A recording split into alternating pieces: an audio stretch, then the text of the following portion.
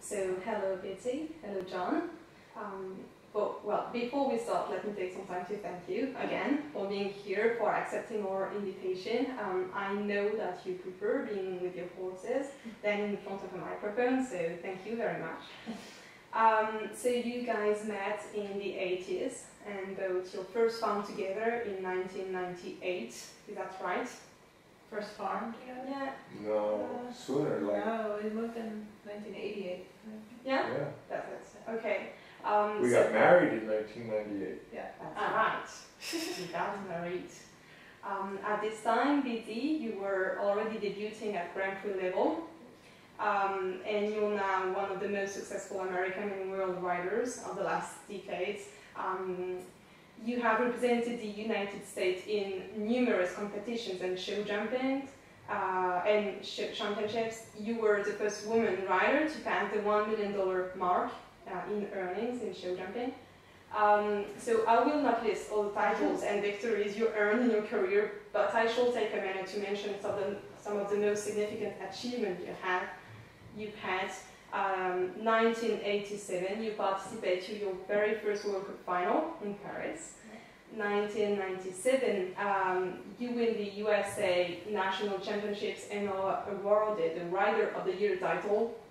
2004 Olympic Games in Athens, you won the gold medal as part of the United States team, show jumping.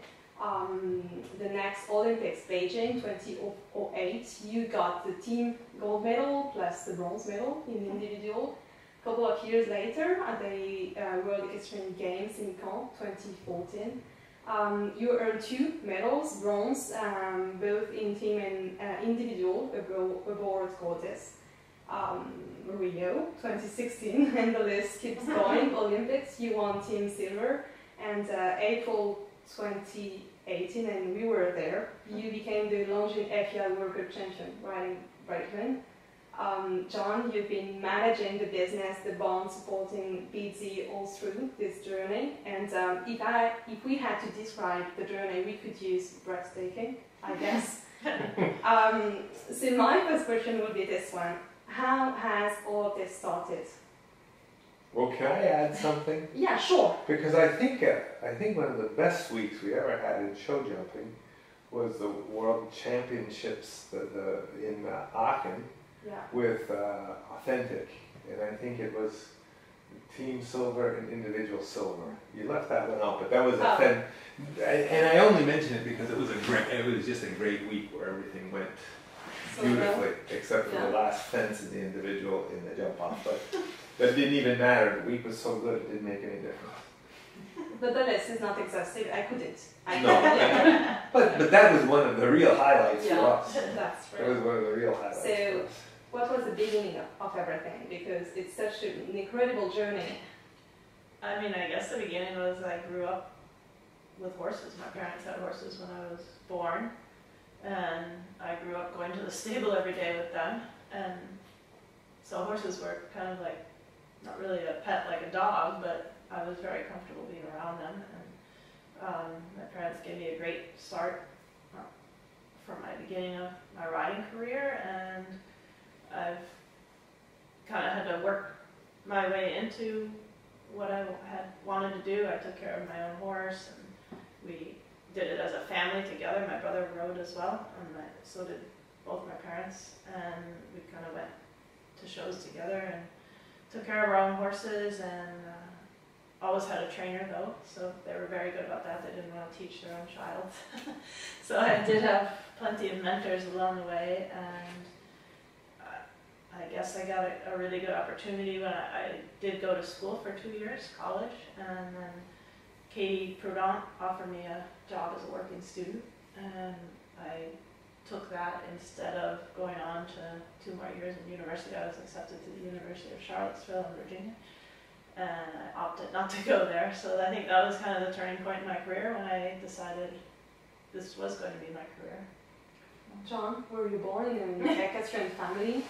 No, not at all. I think it's all about the levels of how much does the horse slow down when you pull on the mouth, or you don't want them to stop. And they all have to, just general flat work is creating that ability to have a conversation with the horse in the ring without having it be an argument. It made me think of Julie Ulrich words. Do you know her? Yeah. So in a French interview that she gave to her, she said that basically what we have to do is to understand what the horses are thinking of every stride. Yeah. Is that it? Yeah, try to think what the horse, you have to put yourself in the horse's head, not, he has a totally different point of view as you. I mean, imagine you don't know the course, you don't know anything, and this person is pointing you at this fence and that fence, and you imagine it in an indoor ring too, when there's might be 5 fences in front of the horse at one time, and it has to know which fence you're going to. So I think understanding a little how a horse thinks, and the horse did not walk the course like you did. The horse, he's really depending on you and having a lot of trust in you as a rider when he puts himself out there. And I think in return, we also have to have some trust in the horse that I'm not the type that will dominate a horse to the point where it has no input. And I think if you can use the horse's input to help you, I think you're the most successful that way. It seems to me, if I watch it, we work on this together a little bit, and the trust is huge.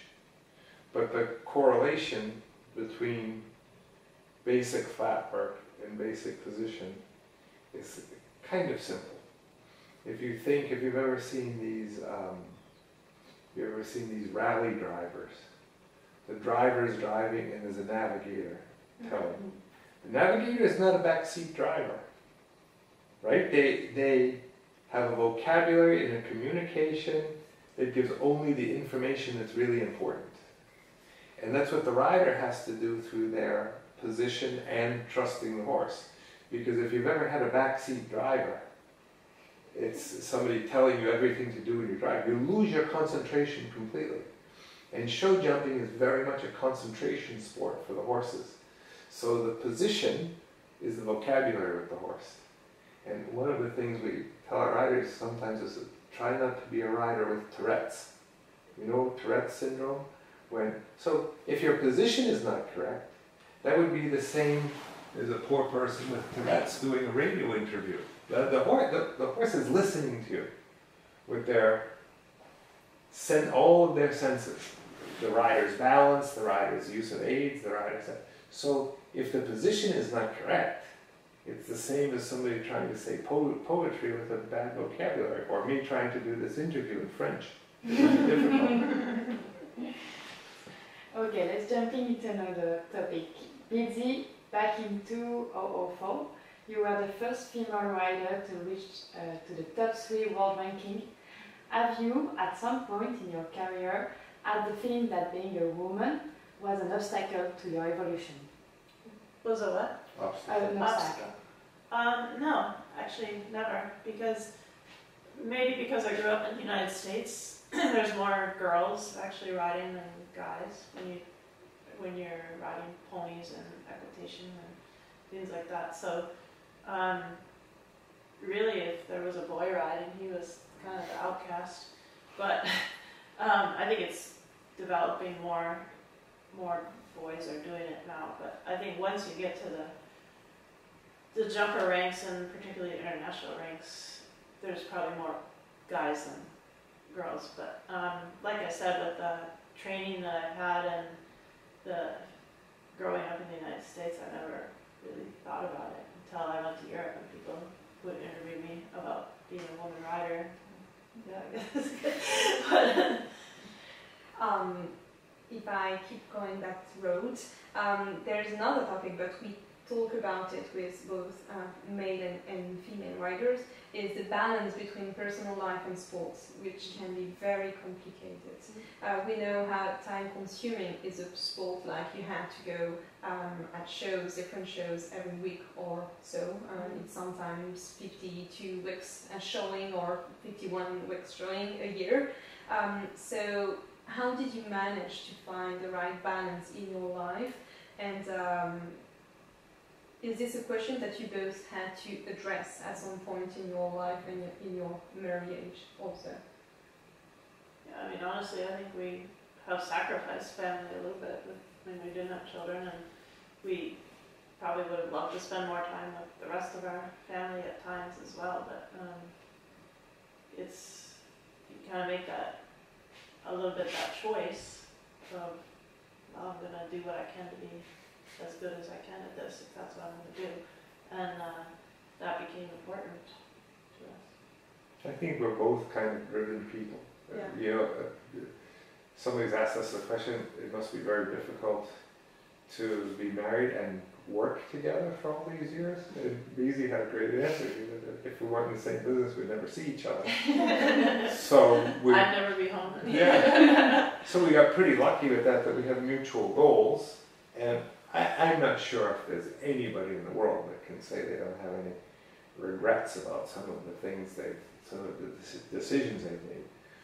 But we've been really lucky, and I'm not so sure.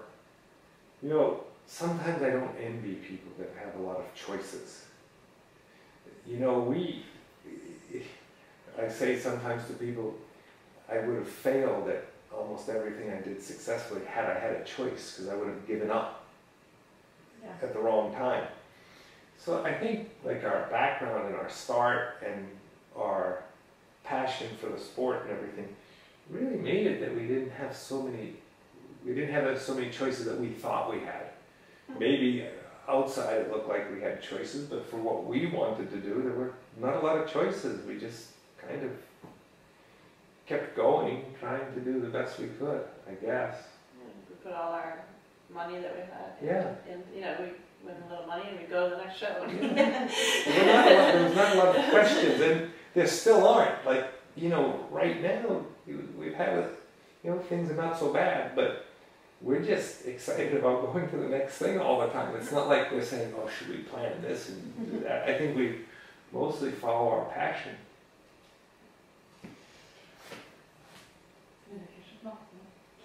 I would like to talk about sports with you. We know how the sports changed over the last decades. Can you picture how was international show jumping when you first reached this level, and how is it now? Well, I would like to kind of interject something, because I think Beezie came along at a very interesting time.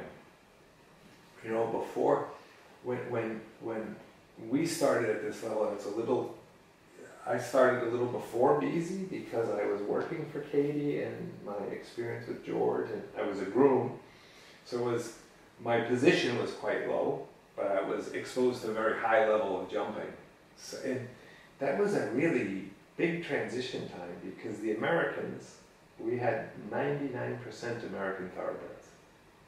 And we had a real American style of riding, because we had super hot horses that had all of their own self-motivation and things like that. And then we had a more European style of riding that even within European countries was very different. The French style was quite a bit different than the Italian style, and certainly very different than the Germanic countries and the lowlands. So I think it was interesting when Beezie came along, partly because of our friend Johann Heinz, who was protege of Alwyn Schackenmüller, and his influence with European bred horses and our influence with American horses. I think Beezie was a real pioneer of a world jumping style, which is basically, I think she was a real pioneer of this style. She's, you know, Americans say she has the American style. A lot of Europeans say she's not really like an American because she rides more European style. I think she was really on the cutting edge of a world style. So one of the biggest things that changed for me in the sport, I can remember back a long time ago, we were experimenting with a lot of things. The biggest thing that changed to me was the breeding of the horses. The horses are just better, more suited for the sport now than they've ever been before. And I foresee them continuing to improve for the sport to be to be more specialized, to have it easier and easier for the horse to do the sport well. But that's changed a lot, and that's harmonized or homogenized the riding style a lot. And that didn't really answer your question. Yeah, it did. There's other things about the sport that are so, I mean, it's unbelievable how different it is now. Yeah. When we were young, Beezie mentioned it in the Hall of Fame thing, like thanking the people that she was inducted into the Show Jumping Hall of Fame in the United States a couple of days ago, and mentioned all the people that came before her that made it that she could have such a good career. But even at the to compare what one's career could be like today, we never could have dreamed in the early 80s that we would be sitting here in a stable like this and have had the success we've had, because it didn't even exist. Yeah. The most successful people, if a super successful trainer, rider, whatever in the United States in the early 80s, they were lucky if maybe they could have a farm. And it was just, they did everything. They drove the truck, they mucked the stalls, they braided the horses, they did everything. So those people set it up that our careers could be much better, and I hope we can set it up that other people in future generations will have better careers. Do you feel that it's more complicated now, like to win classes, because there are so many people out there, you know, being talented, good. For sure, the competitiveness is, I mean, just sheer numbers. There's twice as many people in the competitions now as